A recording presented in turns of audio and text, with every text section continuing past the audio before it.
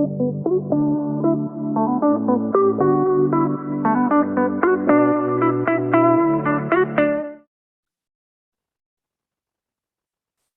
this is Lilia with the Help Yourself podcast, and today with me all the way from Nova Scotia, my darling adopted son, dear friend and anthropologist Dr. Christopher Kidd. Chris, thank you so much for coming on the Help Yourself podcast. How are you? Very welcome. I'm great. I'm good. Just getting through winter. Fantastic. Yeah. Now, the reason I wanted to talk to you today was because, well, as you know, part of the Heal Scotland movement is about community and altruism. And I know that you have, quite a phenomenal experience in more Indigenous communities. I don't know how many years now, 20 odd years anyway. So I know that you and I both believe we should be taking the good from all the communities and with the hope that we can improve the communities that we are part of, and that perhaps we can encourage others with actual real life experience and stories, which is always really what engages people. So can you talk to us about, I know the word that you use, which I'd actually forgotten, is interdependency, and what you see and how you're seeing it right now in terms of really the breakdown. I mean, the lockdown really took people away from their communities. So can you just give us an overview of what you're seeing right now? Sure. And maybe for those that don't, for those that don't know me, I am an anthropologist. I work for an Indigenous rights group. So we support Indigenous communities around the world, predominantly who are being evicted from the lands as a result of logging concessions, oil palm concessions, mining concessions, or potentially national parks. And most of our work is with communities who are being 75% of the world's biodiversity also maps onto Indigenous lands and territories. So oftentimes now, especially with the climate crisis, when we're trying to salvage nature, and that comes at the expense of Indigenous peoples who have protected it for all these years. Because now we want to salvage and protect nature, we see the biodiversity that they hold, and then we take over their lands and call it a national park. So that's kind of the position where I come from and where my experiences come from. But I've always maybe been hung up, but always been coming from the Celtic, coming from Argyll, having what I felt was a really strong community behind me and with me and around me. That's always been quite a grounding influence for me. But then also seeing some of the disruption, the fracture of community today and what we would call Western, Northern society and culture. And so we were just, before we started here, we were just talking about how, we respond to old age care, and how there's a lack of, there has to be a formal structure for that now, because there's a lack of community structure and informal structure to look after aging members of the community. I think that we need to promote interdependency, not independence. I think independence is a bad thing. I think interdependence is what we need to be focusing on. But also I often use a term from an Australian anthropologist called intersubjective mutuality, which is a real fancy way of just kind of acknowledging that we need to be able to see ourselves in other people and allow other people to see themselves in us. And that's where you find these common bonds of association that then form the framework of communities. One of the problems with, again, I don't want to get hung up in terminology, but whether it's Western culture, modern culture, Northern culture, European culture, is that that's fractured, and we allow ourselves to not see ourselves and others, but see others. So we see the world in a more a binary framework. So it's black and white, male, female, them and us, Muslim, Christian, Ukrainian, Russian. And in order to, for a lot of Indigenous peoples, they have a relational epistemology. So when they have new knowledge to create, they do that by associating it with something they already know. So I don't know what this is, but it looks like this thing. So I'm going to put it in that group. I'm going to create a link, a relationship to something I already know. In a binary epistemology, which is typically what modern Western cultures have, when they create new knowledge, they go, that is, they understand something by calling it what it is not, right? So it's one or the other, black or white, rather than it's somehow related to all this thing. So relational epistemologies create webs of association. Binary epistemologies create self and other. But going back to interdependence, the more interdependence we have, the more kind of relationships, the greater that network or web is. So that when we have somebody in our community that's needing of care, whether they're young, old, or otherwise, we all have responsibilities to act upon that and do something, because there would have been an interdependence previously that existed that would have worked for us, right? Like we all have to do our 5% because we all get our 5% back. Whereas the more we become independent, where we can shop, you know, we can leave our homes, do an online, or not leave our homes and do an online shop, we're not really creating interdependency with specific people that we then have social obligations of care and responsibility of care to. So I mean, that kind of breakdown of community is really worrying, because as I say, it just breaks down that fabric of responsibility of care. And ultimately we have to be responsible for each other, because we're asking other people to be responsible for us and for our care. Absolutely. And I think you've nailed it there, really. It's the difference between formal care and informal care. And I think, I mean, informal care clearly still happens. There's lots of people who look after their aunts, uncles and their parents. But and I think obviously demographically we're living away from our families. I mean, obviously you're over there, so it's Anita and Fergus. And much as that is phenomenal and we all really enjoy the benefits of having our friends in different countries, it means that when children are young and parents are older, you don't have that really, essential network of people who will just drop everything to help you. So, and I suppose in an Indigenous community, I mean, obviously I spent time with you in Africa and just absolutely loved it. And I know that you spent almost half your life over there, living and working with these communities. But I suppose they don't really go anywhere. They don't have the same, demographic displacement as we do so what can you speak to that? Well, yeah, I mean, certainly there's not the same movement. I mean, now some of the children will move to more urban settings for work. But certainly historically, I mean, that's relatively recently, in the last maybe 10, 20 years. But historically, no, I mean, people were relatively isolated.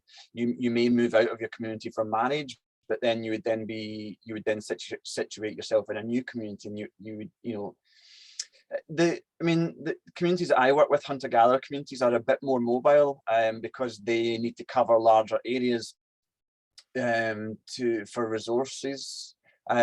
So they may then meet with and stay with other communities for a few days before moving on to the next one. But it's very much, I mean, I don't really know the numbers. I'm sure there's an anthropologist out there that's got numbers, but you would imagine that the amount of close relationships that you have will be in the hundreds, not in the. And it's interesting though, I mean, where we are now in our lives, we must have met tens of thousands of people, but how many of them are close relations? Whereas maybe with hunter-gatherer communities, they're not meeting the same amount of people. They're very much localized, but they have much greater numbers of close relationships of dependent, where they can be interdependent upon each other. Yeah, and I think that's really, really key, isn't it? And I think that's something that certainly I took for granted, being one of six. And then obviously all my brother's friends become and my sister's friends. There's all that connection. And then of course Xander and, then all you guys come into the fold. So we have more by default than design a very strong Argyll community who are all still very, very close, and we all know that we would be there if need be. And you just assume that everyone has that, but in a lot of cities people don't have that. And I think there is a difference, isn't there, between people who are brought up in the city and people who are brought up in these more rural type communities. Yeah, and I should have just said off the bat, I mean, I certainly don't want to idolise Indigenous cultures or Indigenous society. I think there's a huge amount we can learn, but they're very appropriate responses to particular contexts, and we are not in that context. So I don't want to idolise or romanticise Indigenous culture, but that's also not to say that Scottish culture can have those same qualities and values. It's more about tendencies. Indigenous cultures tend towards one thing, and West of Scotland tends towards something else. But there, as you've said, there are those qualities within Scottish culture, right? It's just that for me, I think most of the qualities that I might talk about from my experiences in Uganda or Liberia, Guyana, they're not as present in Scotland or Canada for that matter, because of it's more that, as you say, that urban rural split. We moved, I'd spent 10, 15 years in a very small village in the southwest of Uganda. And we moved to Nova Scotia, to Canada, where my wife's from. And we were worried. We were like, where do we fit? Where do we find ourselves when we move here? And is consumerism, is North American society going to be just too alienating for us, or we were scared, I guess. And then we moved. Nova Scotia is a rural part of Canada, and we moved to a rural part of Nova Scotia, and you know what? It's just the same, right? It's just the same as southwest Uganda. It's really just the same as the west coast of Scotland. Very of the same qualities. When someone has to hay, then the tractor comes from here, the hay ladder comes from here, everybody chips in, and it makes work lighter, right? And I don't need hay. I've got no animals, I don't need hay, but I help out with the haying because I'm going to struggle with the snow one day, and I'm going to need someone to come with a tractor at 6 a.m. to get to dig us out. So that's that interdependency thing, right? I think in the city, you don't have people are not living side by side. Your neighbours aren't necessarily the people that you're going to rely on. Yeah, and I think one of the other things, certainly when it was locked down here and I was back staying at my mum's and obviously in Highbank Park, it was so nice. Well, the weather was nice for a start, which was quite unusual from kind of March all the way through. And everybody was out, washings were out because people weren't working. So we were sitting outside at night having bonfires. So you really felt that community thing coming back, and over the fence, and it was just great. But the reality is, and I think everybody said I'm not going back to that 9 to 5 madness, but the reality is that's kind of what you have to do to pay your bills. So maybe, because I think, correct me if I'm wrong here, an Indigenous child would have an average of 30 odd caregivers. And I think we have a lot of single mums in a house on their own, trying to deal with all that, the diversity of that, of the needs of a child that they say it takes a community to bring up a child, and absolutely it does.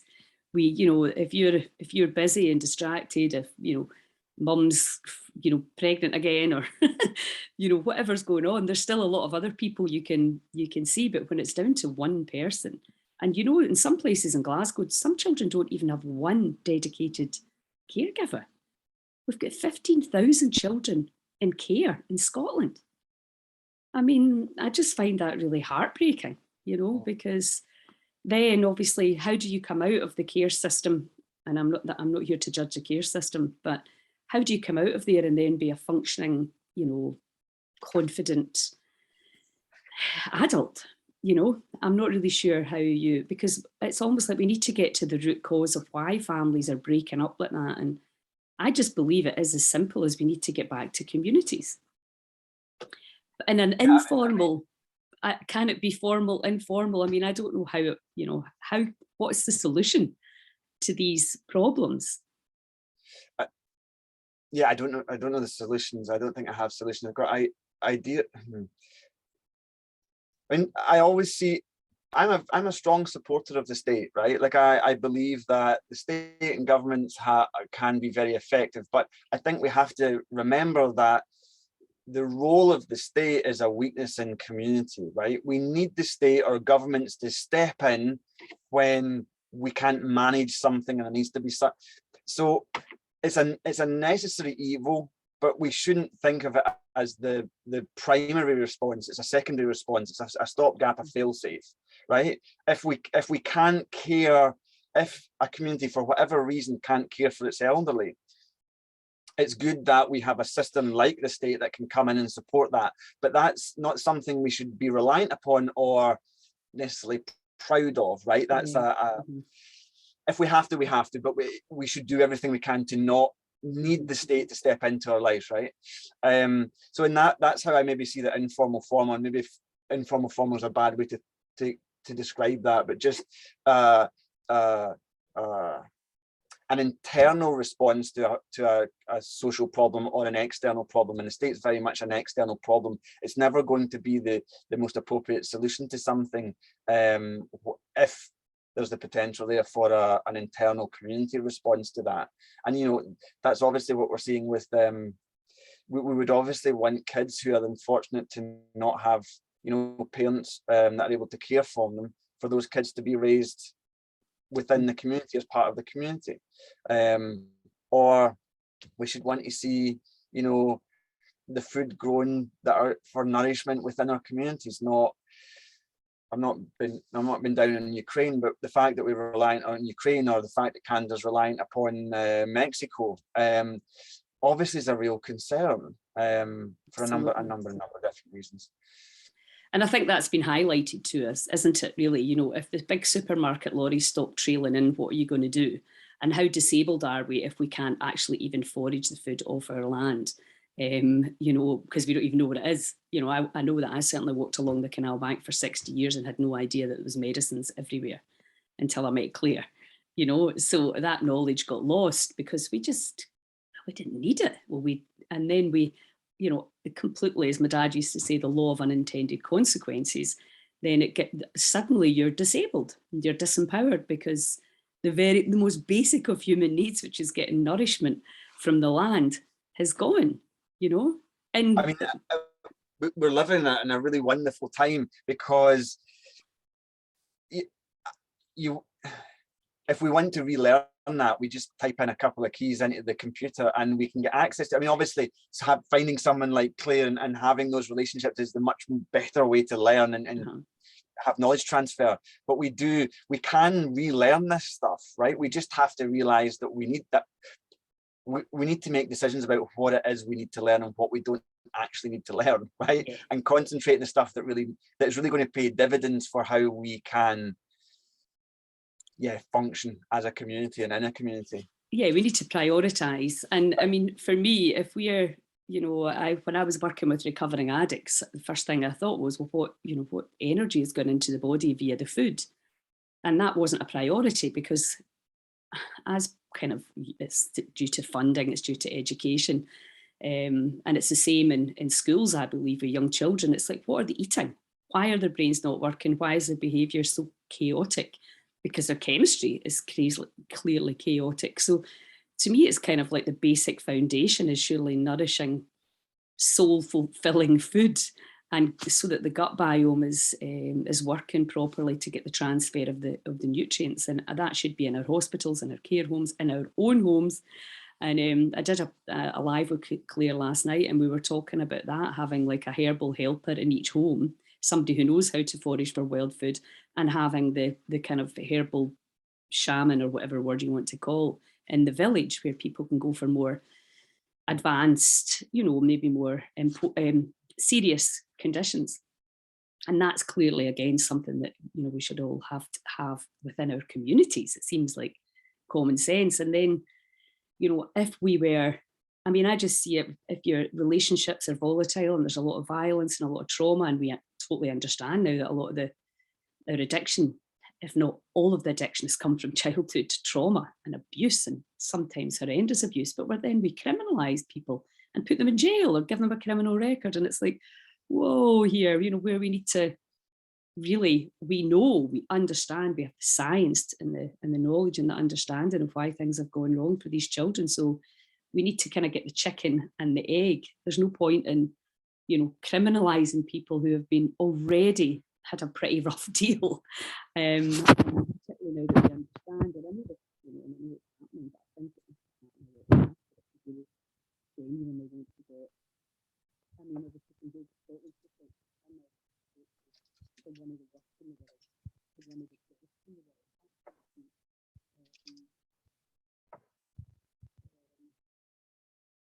Properly. Good. Got you now. That better. Okay. Yes, you know, if we want to actively change our health picture, then we need to address these issues. I mean, there's no politicians going to be able to fix this for us. We, the people, have to take control and take our power and be willing and prepared to, you know, grow our own food and, you know, take care of people and the land and the communities. But also, people are tired. You know, if you've got a big mortgage, you've got young children. I mean, that's the thing. It's like, I totally get why you'd come in, switch on the TV, you know, and order something in. I totally understand that. So, I mean, so another phrase that I've been kind of, you know, obviously you get things that come into your head and then they just kind of stick and they just go around your head. Anyway, deep empathy is what I'm stuck with at the moment. You know, and deep empathy, you know, empathy really is that intersubjective mutuality. It's being able to see yourself in others, right? Beyond just sympathy, right? It's an empathy. It's going, that could be me, that I can see myself in that situation. And obviously you can't have a responsibility for others. I'm thinking here about, you know, addicts, you know, and one of the problems is people don't have a responsibility to care for them. That's how we can criminalize them, you know. You can't criminalize those that you ever, you know, you see your own responsibility to care for them. I mean, you could, but that would be a kind of dereliction of that responsibility. But if you don't have deep empathy, you don't have that responsibility. Well, they're not me, they're somebody else, so I can do what I want to them because there's no feedback on me. There's going to be no repercussions for me if I ostracize them, call them the other, and criminalize them and put them in jail. And it's how do we, I mean, I really see it as being a real weakness of society, Western society at the moment. Is it's almost as if we're actively destroying that deep empathy. So how do we, I mean, some of the First Nations in Western Canada, they have, when there can be moments of disharmony within the community, they may call for a raven dance, and the raven's a kind of wise but also kind of comical kind of character maybe, and people will then do the raven dance and they will be the raven and they will see themselves as the raven.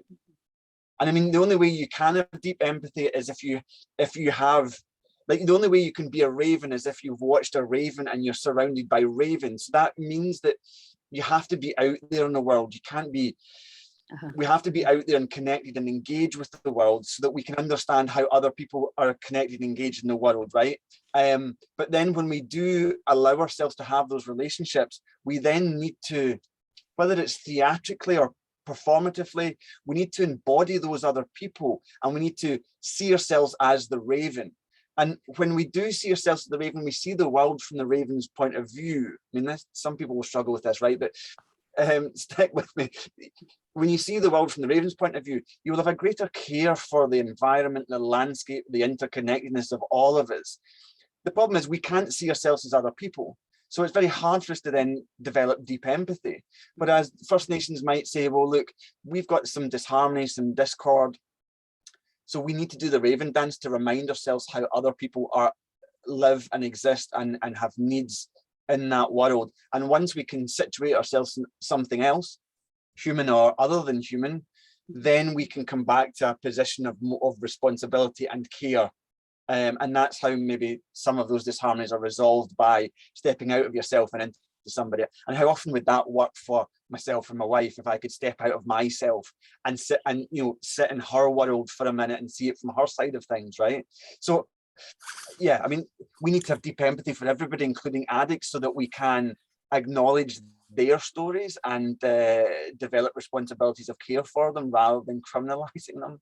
Absolutely. And I think there are things, NLP things, family constellations, letting go. There's all sorts of different ways that can allow you to come out the emotion and see the other person's point of view. But I mean, I think the reality is, in our crazy information-filled world, and as relationships, you can just move on, move on to another relationship. Whereas again, the beauty of knowing you're going to bump into the person, you have to resolve it if you're living in the same house as them.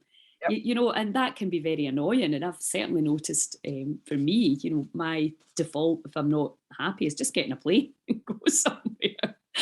And I've been forced over this last 2 years to just stay and confront my own feelings and all of that, you know, which I think we're just a bit spoiled, are we, and a little bit, you know, unresilient in our world now, because we're just so used to things being so easy.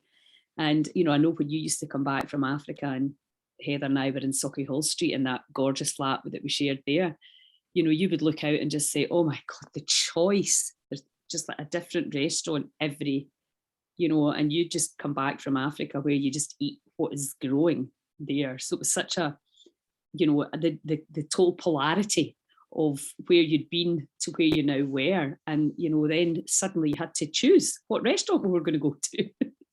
And when you're having to make all these choices, like so many times a day, it's no wonder we're tired. Right. I mean, that's the thing. I mean, we have created a narrative that tells us that choice is good, and the more we should be striving for more choice, because that's luxury. And actually, if luxury is time and happiness, for me, choice does not feed into luxury and happiness. It doesn't feed into happiness. So coming back, and especially when we moved back to Canada, I kept having these anxiety attacks going into the supermarkets to buy milk. I was freaking out. Sorry, I was freaking out over buying milk, because, you know, there was whatever 5 to 1% milk. There was, you know, lactose free. There was almond, soya, coconut, oat. And then that was one company, and then there was the next company, So there was meters and meters and meters of milk. And I hadn't been pre-programmed by advertising to know which choice to make. So I went in there going, so I've got a blank slate. How do I choose which milk I like?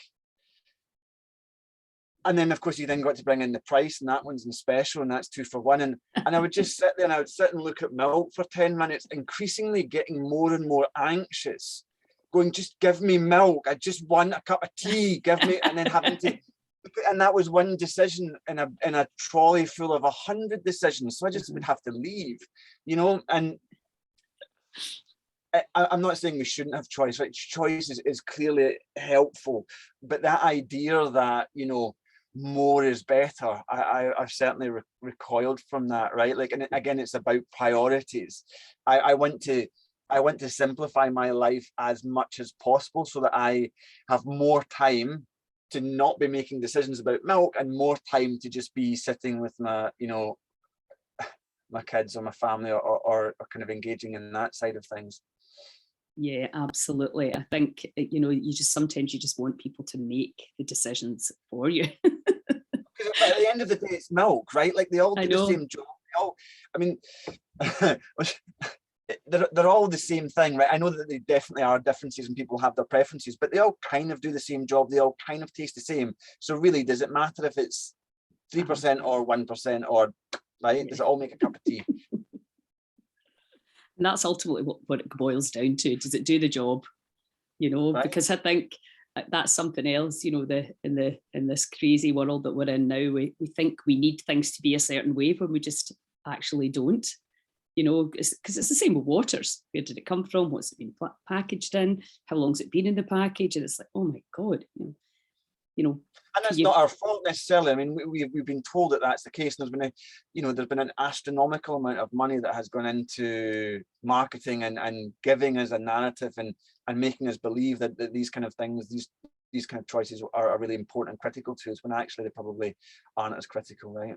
And again, I think, like, obviously, big message is eating seasonal, eating local, being sustainable within our communities, where we don't have power isn't for whatever it is, whether it is our actual power for our cars or to keep our homes warm, is not owned by some corporation who will definitely not have people at heart. They'll have profit at heart. So, and again, and to go back to the communities, that you just, whatever's growing, of course, where you were lucky as well. It's such arable soil and such a beautiful temperate climate. There was a lot of things growing, but we do have the intelligence now. We've got polytunnels, we've got lots of understanding that we can provide ourselves with food. We can grow stuff inside as well. I mean, Argyle's definitely challenging, but we're now clever enough, and we have got Google and YouTube to work out ways to do all these things. So I think, before we finish, just really again going back to, did you see that movie with it was she was an African American woman and the member of the Ku Klux Klan, who were racially divided and who eventually became really good friends, and they were somewhere down south in the States. I can't remember exactly what the deal was, but at that stage, the children of coloured people weren't allowed in the schools of the children of white, and something happened to the school, and they said, look, let the coloured children go into the white school. And anyway, the story basically was how they became friends, because they got a mediator in to come in and again, just simply what you were saying, whether it's the Raven dance, whether it's put your role play through NLP or any Western kind of acknowledged technique, it's all the same thing. It's putting yourself in somebody else's shoes and understanding that we all are on this planet together, and dropping all these crazy beliefs around being better or worse, richer or poorer, and the interdependency. That's the only way we can ever really get through this and have fun, because most people really just want to have more peace and joy in their lives, and surely it can't be that difficult. I went to less conversations about what decisions I should be buying in the grocery store, and more fun, right, with friends and family. One thing that came to mind there I was noting down was just governance, right, and that comes back to the internal, external, informal, formal state, community. We all, as you said, we don't want to be having our food production in some far off country. Not being nationalistic or xenophobic, but more because we don't have, the governance of that is outside of our community, so we have no control over it, right? We want to make sure that we're able to directly govern the key factors, whether it's water, food, or community, or kind of shelter. We want to be able to have the control over that, so we can influence that, right? I think that's when we're all going to thrive, is when we can bring back all of our essential needs into our own governance circles. And look, there's an element of governance in democracy. We all vote for somebody and send them off to a special building, but that's still very much distance from Adrishig, Lochilphead, or Ashdale in Nova Scotia. So I mean, governance is key for me, and that's a component of community, and making sure that community can engage in those governance structures around those essentials in life. But before we go, just really on kind of, I want to just talk about childcare slightly, or child raising. I don't want to position it as a them and us, but just it always helps me. And anthropology, I always say there's three kinds of knowledges. There's the stuff everybody's pretty confident in that stuff. Everybody knows stuff. There's the stuff, some people then know the stuff they don't know, right? They're aware of, well, I don't know that, right? But there's a third sphere of knowledge, which is the stuff you don't know, right? And that's most of everything. We know a little bit, we know we don't know a lot of stuff, and then there's just whole universes of knowledges that we just don't even know, and occasionally something comes along and you go, funguses underground form networks and transfer nutrients between trees, like then your mind gets blown, you go, this right. So anthropology, I think, is good because it can open doors into other ways of being in the world and other ways of doing life, and it helps me to always realize that the way that I think, the knowledge that I know, might not be the only way to see the world. And so childcare is quite an interesting one, because we think it's almost what's the word I'm looking for, obvious that we should raise our children the way that we do raise them. And oftentimes some of the language we use is, well, we don't want to mother them, we want to, and that's the derogatory really, we want to make them, there's a horrible world out there, and if we mother them then they'll become soft, and we want them to become independent. And actually, if you then contrast, say, and particularly, I mean, the studies have been on Americans child raising, and then kind of Indigenous child raising, there's huge discrepancies. So experience, right? Most parents, when they have kids, they've never had kids before. Whereas in most other societies, you've raised your brothers, your sisters, your nephews. When you are a girl who's age 6 or 7, or a boy who's age 6 or 7, you will care for your 12-month-old sister, brother, nephew, right? So by the time you have kids, you've been around a lot of kids, and you've probably been quite a instrumental caregiver for those. Whereas in the West, we've got no, I mean, I remember having Ayla, and they let us go after 24 hours, and we were sitting in the house in the living room with this baby sleeping at our feet, kind of going, we should have done way more reading than this, right? Should we not have sat an exam before they let us take a human home? Anyway, holding in touch is another key thing, you know, kind of 1 to 4 months.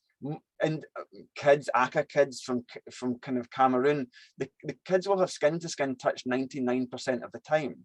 Mm-hmm. Whereas that's very much not the case.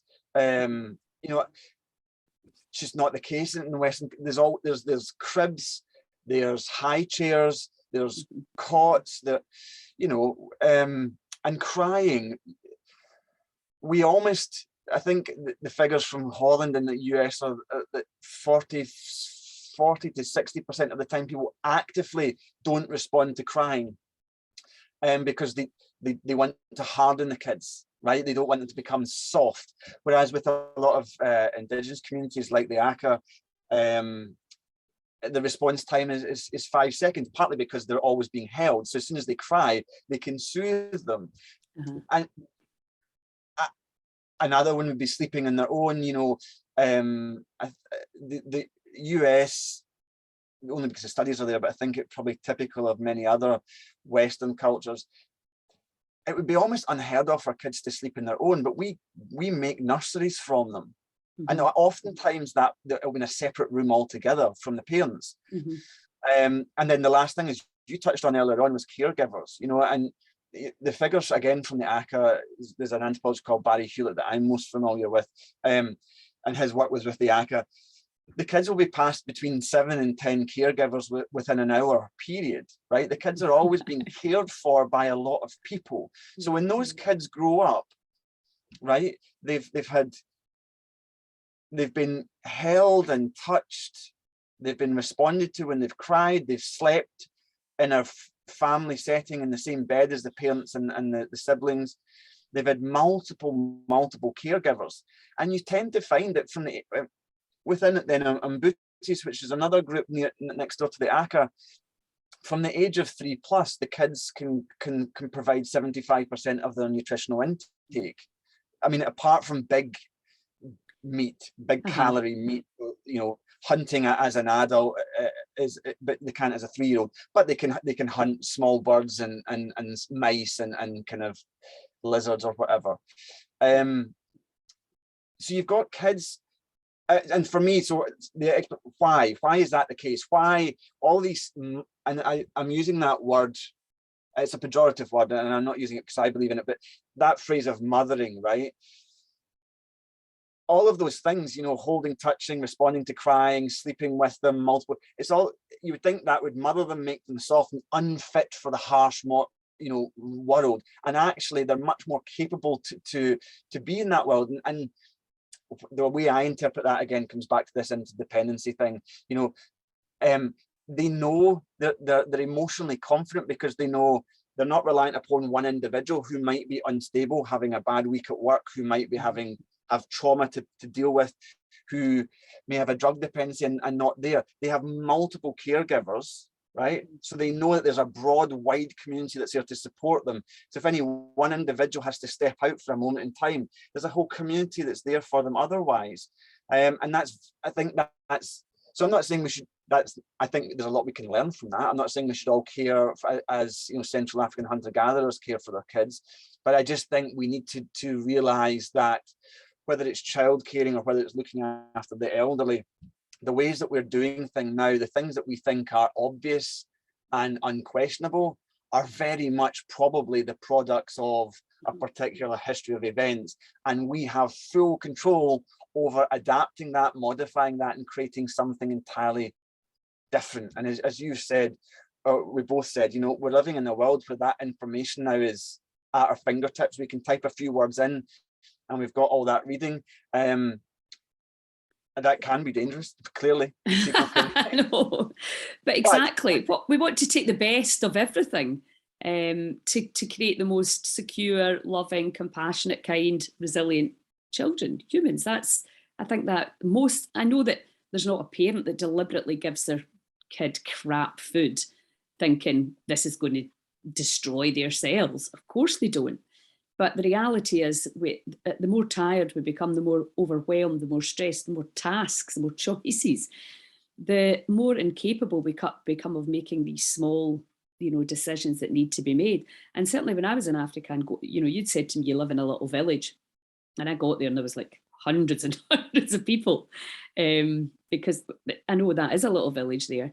But what amazed me was like going to the markets. And again, there's no prams, there's no plastic stuff to put your kid in. They get tied on to another human being. And so that's clear. They've got the heartbeat, they've got the everything. They just, and you go in and they'd be like, all these babies and women, and none of them were crying because they were all, if you were tall enough to have a baby strapped on you. Yeah, I mean, it's kind of obvious. Of course, they're crying because they're looking for skin, probably, you know. So yeah, I think it's really important that we can take, you know, the best, and we've got the studies and then we've got the science, because obviously we need scientists to tell us everything. Whereas we can actually just, it's kind of common sense, but we're understanding now that just because we're Western does not mean to say in any shape or form we're superior. In fact, in some ways we've lost our marbles to materialism, and we need to really be getting back to, you know, Lynn McTaggart's latest book, The Power of Eight, is just, it's that community and altruism heals. It's in the 12-step program, you know, be of service. It's in the biggest business networking organization in the world, Givers Gain. Heart Math have measured it. When we give and we feel we have a purpose and that we've helped others, we have a much stronger resonance from the heart. The science is all there. And there's a really important lesson to be learned, that if the more you give, the more you have faith in others giving to you. So the more confidence you have that the world is a caring, trusting place, right? So yeah, I mean, you've got to take the first step, right? You've got to give. Yes, exactly. Yeah. And it might not come back from the place you wanted it to or expected it to, and that's why you have to do it without an agenda, and just keep hoping, you know, that you're at some level, you know, that you're just working, you know, heart-led, making a difference, and that, you know, you never ever know. You know, when I was at the last Breathe and Believe, this young man came up to me, his early 20s, and thanked me for the videos I'd done during lockdown. Now, I was so touched because, you know, I didn't realize there was any young guys watching my videos. You just think it's all, you know, more women and possibly nearer my age. But it was just so lovely that, you know, and that'll stick with me forever. That simple, you know, thing that you made a difference to somebody, that you helped. That's ultimately really, and I think that's the other thing that's wrong now, is like, if we're working in our communities and you're actively getting to see what you grow, see the children respond, passing on our crafts and our skills, you know, you're going to get much stronger feeling of purpose and joy than if you're in a call centre where 90% of the people are hanging up and, you know, swearing at you. It's a kind of a no-brainer, isn't it? Absolutely. And from all of this stuff, all of this kind of the anthropology, I guess, you know, the one thing is critical is, yeah, we need to acknowledge that we are not superior on any way, right? We should assume that. But the other thing is, it's not that we're different and we've lost anything. Not that we've lost it, because we have lost it. It's not that we're not superior, but also it's not that we are unable to regain it, right? Yes. Like, Argyll in the 50s and 40s was a very different place to Argyll in the 2020s, right? It's not that this is unattainable for us and it's only available to Indigenous peoples. The lessons are learned, but also we can tap into that very quickly, very easily. It's not that long ago that a lot of food in Argyll was grown in Argyll, that a lot of people worked and the community was that bit stronger. So the power's with us. We have, you know, we don't need to be hopeless, despondent. The opportunity is there. And it's actually, I mean, I guess I've always felt that, I mean, I work with communities that are really tough times, and they always have a lot of hope.